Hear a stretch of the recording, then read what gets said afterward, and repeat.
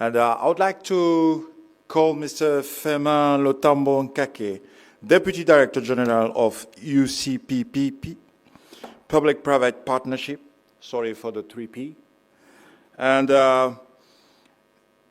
who will hopefully present us with a rich list of projects in view of the success story communicated yesterday, as I said. Mr. Firmin, the floor is yours. Merci. Merci, M. Kabea. Excusez, si je vais avoir l'opportunité.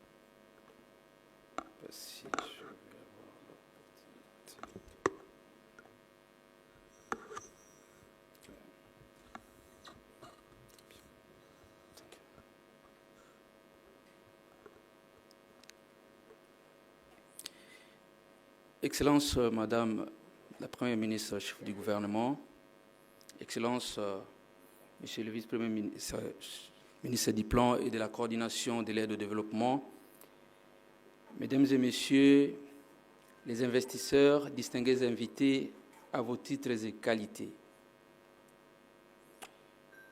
C'est un honneur pour moi aujourd'hui de vous présenter le portefeuille des projets de partenariat public-privé de la République démocratique du Congo qui représente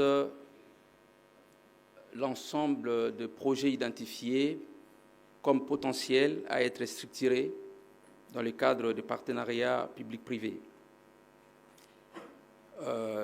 Certainement que ces portefeuilles ne couvrent pas l'ensemble des besoins ou d'opportunités de tous les secteurs, mais c'est un exercice qui a déjà démarré et qui nous a permis de constituer le premier lot de projets et qui va se poursuivre certainement dans le mois qui viennent. Nous pourrions avoir un portefeuille beaucoup plus robuste qui va couvrir également l'ensemble des provinces de la RDC. Mais aujourd'hui, nous allons vous faire découvrir des projets qui sont intéressants en PPP, qui contiennent certains détails et qui vous permettent de prendre une décision d'investir en République démocratique du Congo dans le cadre des accords de partenariat. Comme il a été dit par Son Excellence Madame la Vice-Première ministre et Son Excellence le Vice-Premier ministre, ministre du Plan, le besoin en termes de financement pour la RDC dans le cadre de son plan national et stratégique de développement sont estimés à près de 94 milliards de dollars américains. Les capacités du gouvernement pour mobiliser ces fonds s'estiment à 54%, et donc il y a 46% de financement qu'il faut combler. Et donc, il a été identifié par le gouvernement une stratégie ou des stratégies parmi lesquels figurent les partenariats public-privé. Comme vous le savez, c'est les modes alternatifs de financement du secteur privé. Et le gouvernement a estimé que ces mécanismes étaient propices pour permettre de booster et d'accélérer la mise en œuvre des projets et programmes du Plan national stratégique de développement. À ce titre, donc, le cadre des PPP de la RDC constitue une opportunité d'investir parce que ce cadre juridique et institutionnel qui a été mis en œuvre dans le cadre des réformes du climat des affaires qui ont été rappelées par leurs excellences constitue en réalité un cadre sécurisant pour les investisseurs. Et ces cadres offrent des opportunités importantes, notamment la sécurité des investissements, mais aussi des facilités en termes d'allègements fiscaux. Alors, comme je l'ai dit tantôt, le plan national stratégique de développement a identifié les PPP comme un mécanisme alternatif de financement et voilà. Et ces plans considèrent le domaine des infrastructures, qui fait partie des 5 domaines de concentration qui ont été identifiés et arrêtés par le gouvernement. Donc, ces plans considèrent donc le domaine de développement des infrastructures et de l'aménagement du territoire comme étant prioritaire. Ces domaines représentent d'ailleurs 34% des besoins en termes de financement. Donc c'est une grande opportunité pour les PPP et pour vous, les investisseurs, d'investir dans les différents secteurs qui constituent le domaine des infrastructures au sens général. Alors, quel est le contenu de notre portefeuille de projets? Allez-y. Non.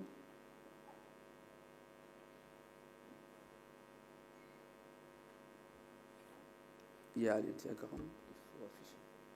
Ah, d'accord. D'accord.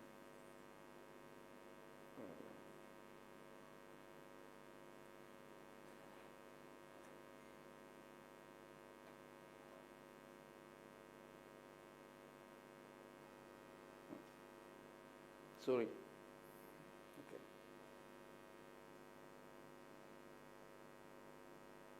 Voilà. Alors, je vais d'abord présenter la répartition par secteur, s'il vous plaît, des projets qui sont contenus dans les portefeuilles. Et je l'ai rappelé, ça ne représente pas l'ensemble des besoins dans notre pays. C'est une partie des secteurs qui ont été identifiés pour l'instant, mais il y a encore le processus d'identification qui se poursuit. Et donc, nous avons les secteurs qui sont concernés ici, donc le secteur des infrastructures et transports, donc, qui prend en compte les routes, tous les sous-secteurs, routes, transports aéroportuaires, la logistique.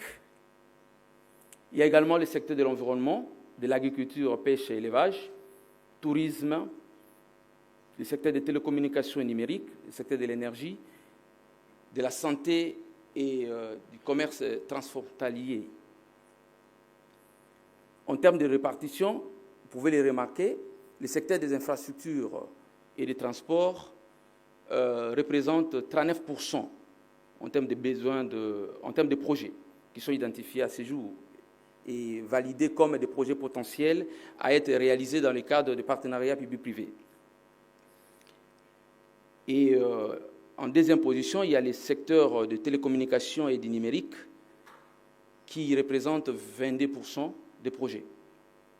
Donc, il y a des opportunités dans ces différents secteurs. Alors, en termes de contenu par projet, je vais dérouler une synthèse de quelques projets et vous aurez l'occasion, et je pense que notre service va distribuer les portefeuilles des projets en anglais et en français pour que vous puissiez découvrir l'ensemble des projets et nous contacter au besoin si vous avez besoin de plus d'explications, plus de détails pour vous orienter également sur comment vous pouvez prendre rendez-vous ou décider, vous orienter sur quel service qui est concerné au niveau du pays par les projets que vous identifierez. Alors, dans le secteur des télécommunications, je prends ces projets, comme c'est la version anglaise, permettez-moi d'utiliser ma version française. Voilà. On a le projet d'acquisition d'un centre de données, donc centre d'un big data, voilà, de données. Ça, c'est dans les secteurs du numérique. Et ce projet représente, en termes de coûts estimés, les coûts sont encore estimatifs. Comme vous le savez, dans les PPP, il faut évaluer réellement les coûts au moment de l'évaluation de l'étude de faisabilité. Mais ici, dans le processus d'identification, ça nous permet d'avoir une idée générale sur base des éléments objectifs et donc de l'étude comparative qui est faite ou des informations sur les études de préfaisabilité disponibles. Ça nous permet donc d'avoir une idée du coût. Mais ces projets disposent quand même des fiches détaillées qui pourront aussi être mises à votre disposition. Et donc, vous avez ces projets qui représentent 52 millions de dollars américains c'est un projet du secteur du numérique et de la télécommunication. Je vais au secteur des transports vous présenter la construction, par exemple, d'un port sec, la construction et équipement d'un port sec à Kalambambouji, dans la province du Kasaï, dans les provinces du Kasaï, espace Kasaï, en RDC. Donc, ce projet représente 375 millions et j'annonce ici qu'il y a déjà un projet similaire qui est en train d'être mis en œuvre dans notre pays, qui est à la phase d'appel d'offres. Nous n'avons pas présenté ces projets parce que c'est un projet dont le processus de présélection des entreprises a été déjà bouclé, mais c'est un cas d'exemple, un projet de mise en œuvre d'un port sec.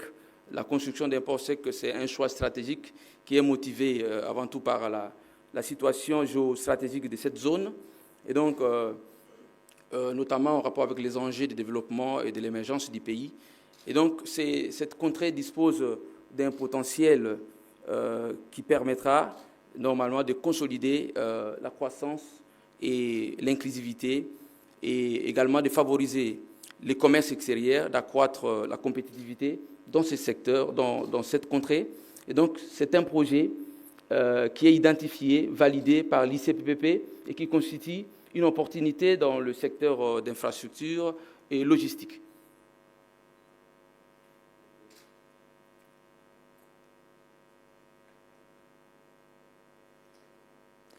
Ici, c'est le projet de la construction de l'autoroute de Kinshasa, d'une voie rapide dans la ville de Kinshasa. Donc, c'est un projet d'infrastructure routière qui représente un coût de plus d'1 milliard de dollars américains et donc qui constitue une opportunité. Vous savez que la ville de Kinshasa, c'est une ville qui regorge plus de 12 millions d'habitants. Et donc, si vous avez un tel projet, avec les systèmes de péage, la récupération du capital investi, donc le retour sur l'investissement est plus que garanti. Et donc c'est un projet, un besoin imminent, un besoin urgent, considéré comme prioritaire aujourd'hui par le gouvernement. Et donc c'est une opportunité qui vous est présentée. Les quatrième projet dans notre exercice de présentation synthèse, c'est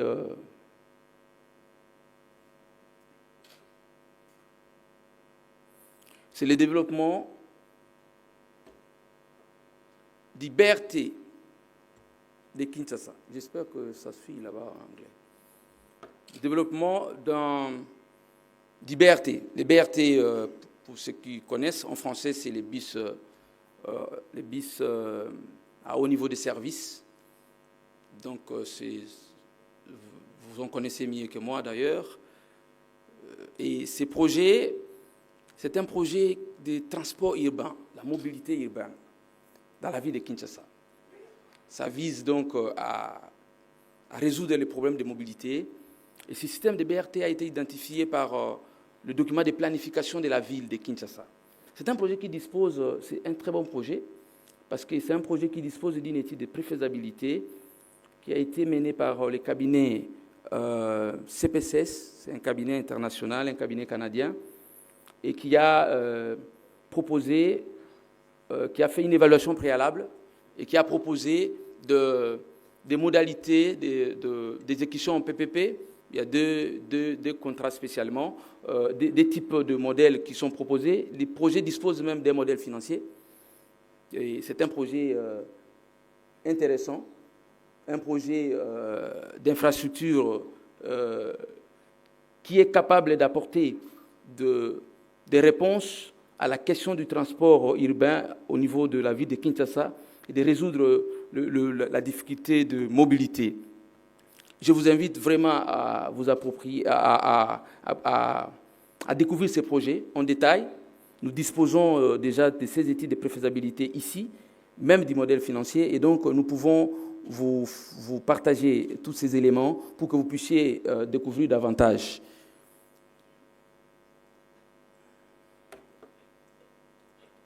Je vais terminer dans 5 minutes, 2. Voilà. Il y a les projets d'extension du terminal à conteneurs de Matadi et des raccordements au port sec de Kenge. Ça aussi, c'est un projet important dans les secteurs portuaires. Il y a également, je vais très rapidement, les projets de sérialisation des produits pharmaceutiques et médicaux. Ça, c'est un projet qui consiste...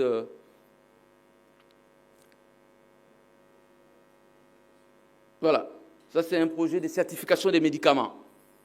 Donc ça permet de contrôler les médicaments et on a besoin ici d'un système numérique, un système digital pour la certification des médicaments. C'est un échantillon et je vais aller vite parce qu'on a beaucoup de projets, on ne saura pas en tout cas vous présenter le tout.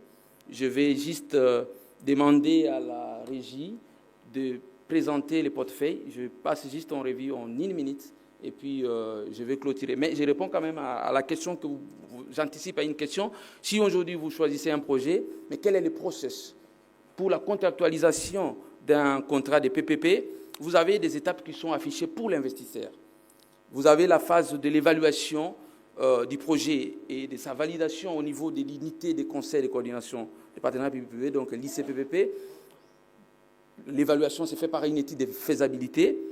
Vous avez la phase de sélection du partenaire privé, ça c'est la phase d'appel d'offres ou de contractualisation, de passation des marchés. Et puis vous avez la phase de négociation du contrat. Et ensuite, ce sont des phases classiques qui sont connues par la plupart des investisseurs ici présents. Vous avez la signature et l'approbation du contrat, conformément bien sûr aux textes légaux et réglementaires. Et vous avez la phase d'exécution qui est accompagnée par un suivi. Si on peut balancer juste le portefeuille des projets, et je vais juste passer en revue rapidement en 1 minute.